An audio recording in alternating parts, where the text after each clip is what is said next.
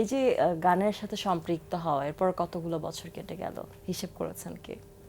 অনেকগুলো বছর কেটে গেল, যেহেতু ছোটবেলা থেকেই আমি গান শিখি। প্রায় 20 বছরের মতো তো হবেই আমার গানের সাথে পথ চলা। এখন পর্যন্ত চলছে, যতদিন বাঁচবো চেষ্টা করব গেয়ে যাওয়ার। দীর্ঘ পথ চলা 20 বছর সময় তো কম নয়। এই সময়ের মধ্যে আপনার মৌলিক গান করার সুযোগ হয়েছে কিনা? হ্যাঁ, আমার 3-4টা মৌলিক গান করা হয়েছে। এখন সামনে আরও দুটো গানের কাজ আছে।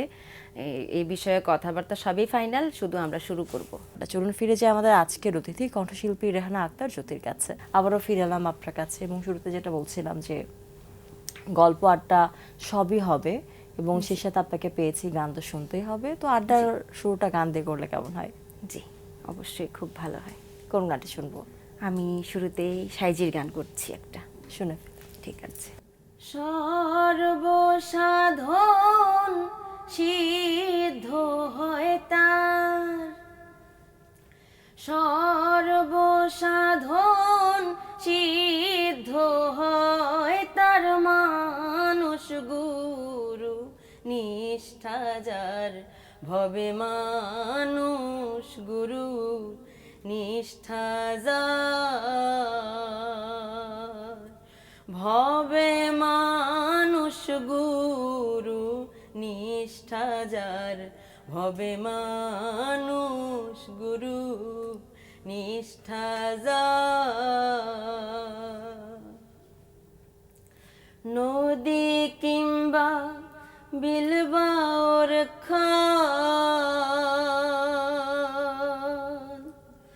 সর্বস্থলে একই এক জল। নদী কিংবা বিলবাওর খান, সর্বস্থলে একই এক জল।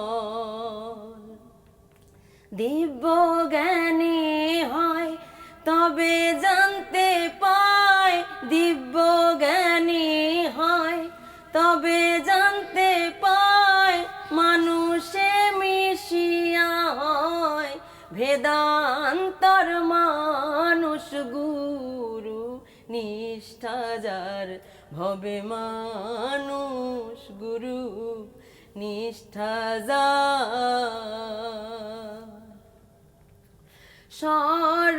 সর্বসাধন সিদ্ধ হয় তার, সর্বসাধন সিদ্ধ হয় তার, মানুষ গুরু নিষ্ঠা যার, ভবে মানুষ গুরু নিষ্ঠা যার।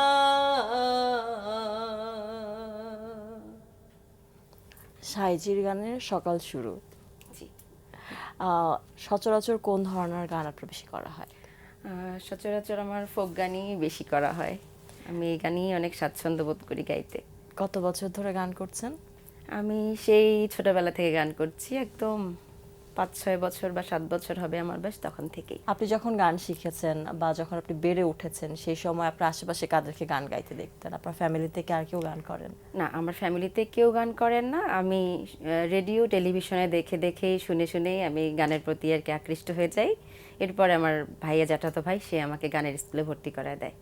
এরপর আমার গান শেখার শুরু। আমার হাতে খড়ি হয়েছে আমার শ্রদ্ধেয় স্যার, শ্রদ্ধেয় মাহাদুল ভাইজান এবং আমার শ্রদ্ধেয় চাচা ডক্টর এম এ হামিদ, ওনাদের কাছ থেকে আমার হাতে খড়ি গানের। চাচা গান করতেন তার মানে? চাচা বলতে প্রতিবেশী চাচা, আপন চাচা নয়, বাট নিজের মতোই ছিল উনি। এই যে গানের সাথে সম্পৃক্ত হওয়া, এরপর কতগুলো বছর কেটে গেল, হিসেব করেছেন কি? অনেকগুলো বছর কেটে গেল, যেহেতু ছোটবেলা থেকেই আমি গান শিখি। প্রায় 20 বছরের মতো তো হবেই আমার গানের সাথে পথ চলা। এখন পর্যন্ত চলছে, যতদিন বাঁচবো চেষ্টা করব গেয়ে যাওয়ার। দীর্ঘ পথ চলা 20 বছর সময় তো কম নয়।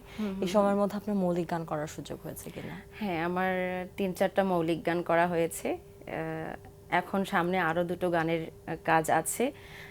এই বিষয়ে কথাবার্তা সবই ফাইনাল, শুধু আমরা শুরু করব।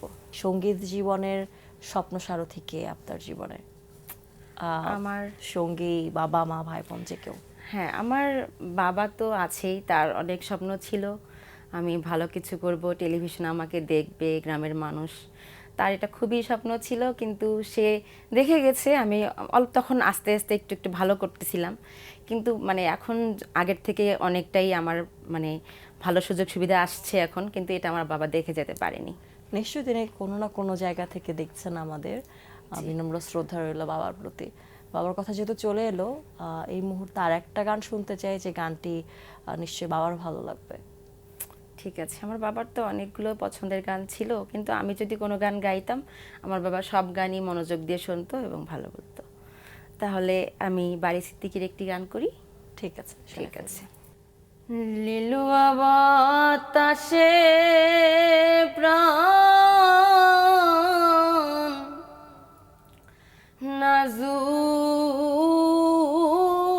নাজুরায় নাজুরায় রে, একা ঘরে ঘুম আসে না, একা ঘরে ঘুম আসে না, শুইলে বিছানায় রে প্রাণ নাজুরায় নাজুরায় রে,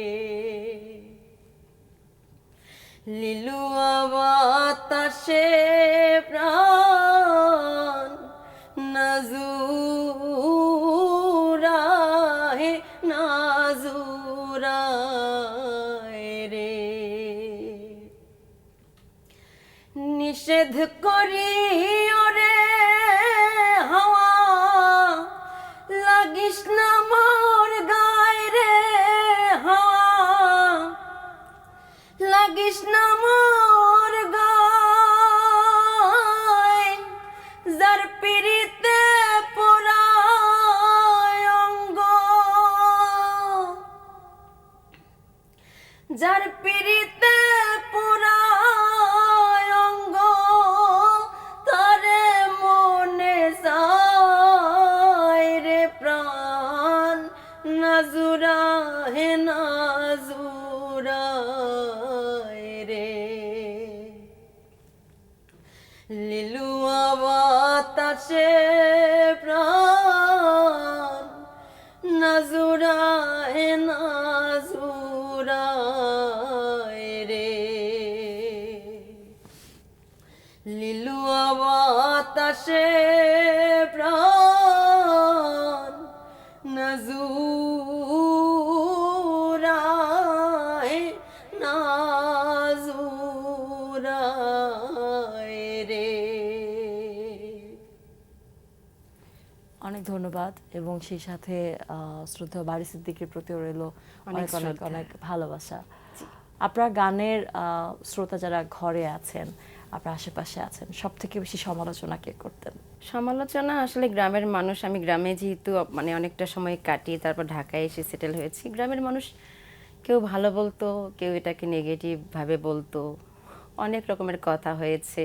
আমি গান গাই সেজন্য আমার এলাকার মানুষ বুঝি, গ্রামের মানুষ অনেক নেগেটিভ বলে, কেউ পজিটিভ বলে, যারা ভালো বোঝে তারা এসব বলে না। তো আমি এসব কিছু মনে আপনার করি। বেড়ে ওঠা কোথায়, কোন গ্রামে?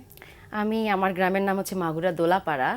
আমি এখন ঢাকায় থাকি, যদিও 2007 সালে এসে আমি ঢাকায় সেটেল হয়েছি আমার বাবা সহ। গান নিয়ে আসলে কি ভাবেন, কি করতে চান, গান কি নিয়ে স্বপ্ন দেখেন? স্বপ্ন দেখি যে আমি ভালো কিছু করতে চাই, ভালো গাইতে চাই, ভালো গেয়ে মানুষের মনে জায়গা করে নিতে চাই। এটা তো সবাই চায়, যারা গানের সাথে আছে বা যে যে কাজে আছে, সবাই চায় তার জায়গা থেকে ভালো কিছু করে সবাইকে ভালো কিছু উপহার দিতে। আমিও সেটা চাই, আমি সেভাবেই পথ চলতেছি, দেখি আল্লাহ কি রাখছেন আমার কপালে। মঞ্চে পারফর্ম করা হয় কি? জি আপু। মঞ্চে যখন গান করেন তারা আসলে কেমন গান আপনার কাছে শুনতে চায় বা কেমন গানের অনুরোধ রাখে? আমি যেহেতু ফোক গানটাই আমার মানে আসল, সেক্ষেত্রে আমি ফোক গানটাই শুরুতে শুরু করি। এরপরে দর্শকদের চাহিদা তো থাকেই, আধুনিক শুনতে চায়, হিন্দি শুনতে চাইলে আমি হিন্দিটা অ্যাভয়েড করি, আমি আধুনিক গান গাই তাদের পছন্দ অনুযায়ী। একটু ধুমধারাক্কা গান যখন চাই তখন আধুনিক গাই, ফোক গাই, দুইটাই গাই। আপনার প্রিয় শিল্পীদের নামগুলো একটু জানতে চাই, কাদের গান আপনার সব থেকে বেশি ভালো লাগে বর্তমান সময়, এবং সেই সাথে সিনিয়র যারা আছেন তাদের? সিনিয়র যারা আছেন তাদের পছন্দ তো ব্যক্তিগতভাবে থাকেই, তবু সবার গানই ভালো লাগে, কাউকে ছোট করে বলতে চাই না। যেহেতু আমি লোকগান গাই, আমি প্রথম দিকে আমি মমতাজের গানগুলো খুব শুনতাম। মমতাজের যে লোকগানগুলো ছিল ওগুলা শুনতাম, এবং আধুনিক গানও কিছু গেয়েছেন ওগুলাও শুনতাম, গাইতাম স্টেজে। এরপর বেবি নাজনীন, রুনা লায়লা, সবার গানই শোনা হয়, কিন্তু তাদের গান কম গাওয়া হয়েছে আমার। আর বর্তমান সময়ের যদি তরুণ শিল্পীদের কথা বলা হয়, বর্তমান সময়ের আকাশ মাহমুদ ভাইয়ের গান খুব ভালো লাগে, আশিক ভাইয়ের গান খুব ভালো লাগে, তাদেরকে আমি ফলো করি, তাদের কাছ থেকে কিছু শেখার মানে চেষ্টা করি। গান শুনছেন, গান করছেন, নিশ্চয়ই জীবন নিয়ে অনেক পরিকল্পনা আছে, ভাবনা আছে। নিজেকে 5 বছর বা 10 বছর পর কোথায় দেখতে চান, এরকমটা কখনো কল্পনা করেছেন? গান নিয়ে সবসময় আমার স্বপ্ন যে আমি অনেক ভালো একটা শিল্পী হব। জানি না এটা কতটুকু আমার পূর্ণ হবে, কিন্তু আমি বেঁচে থাকলে আমি এই চেষ্টা আমার অব্যাহত থাকবে, আমি করেই যাব। প্লেব্যাক তো নিশ্চয়ই, যেহেতু অনেক দিন ধরে গান করছেন, হয়তো বা প্লেব্যাক করার সুযোগও হয়েছে আপনার, এই সম্পর্কে একটু জানতে চাই। বলতে গেলে অনেক কথা বলতে হবে, কিন্তু শর্ট করে বলি। আমি টেলিভিশনে আমার প্রথম যখন অডিশন হয় তালিকাভুক্ত হওয়ার জন্য, অডিশনে বেজমেন্টে ছিলেন শ্রদ্ধেয় আবু বকর সিদ্দিক স্যার, ওখানে আমার গান তিনি শুনেছিলেন। শোনার পর তার ভালো লেগেছে আমার গান। ওখান থেকেই আমার ফর্ম থেকে নাম্বার নিয়ে উনি আমার সাথে যোগাযোগ করেছেন যে এরকম একটা ভোকাল তিনি খুঁজতেছিলেন একটা সিনেমার জন্য, নোনা পানি সিনেমার নাম, বেঙ্গল ফাউন্ডেশনের সিনেমা।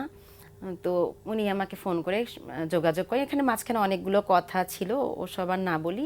তো ওখান থেকেই স্যার আমাকে পছন্দ করেন, আমার ভোকাল পছন্দ করেন, এবং আমি নোনা পানি সিনেমাতে গান গেয়েছি দুটো। নিশ্চয়ই সামনে আরো অনেক গান শোনার সুযোগ হবে আপনার কাছ থেকে, সিনেমার পর্দায়, মঞ্চে এবং টেলিভিশনের পর্দায় তো বটে। আজকের অনুষ্ঠানের শেষটাও করবো আপনার গানে, কিন্তু তার আগে দর্শকদের কাছ থেকে বিদায় নিয়ে আসি। প্রিয় দর্শক, এতক্ষণ কথা হচ্ছিল অতিথির সঙ্গে, এবার সময় হলো বিদায় নেবার। আমাদের অনুষ্ঠান সম্পর্কে আপনার যে কোনো মতামত পরামর্শ জানাতে লিখুন এই ঠিকানায়। প্রযোজক দিন প্রতিদিন বাংলা বিশ্বর নূর টাওয়ার, 110 বৃহত্তম CR Dutta road, Dhaka 1205, phone 9632030 থেকে 4। আমাদের email address dinprotidin@banglavision.tv। Anglo Irish লেখক ও চিকিৎসক অলিভার গোল্ডস্মিথের একটি উক্তি বলে বিদায় নেব আজ। তিনি বলেছেন, অসহায়কে অবজ্ঞা করা উচিত নয়, কারণ মানুষ মাত্রই জীবনের কোনো না কোনো সময়ে অসহায়ত্বের শিকার হয়। দর্শক, আপনারা ভালো থাকুন, সুস্থ সুন্দর থাকুন। আজ সারাটা দিন সবার জন্য শুভ ও কল্যাণময় হোক।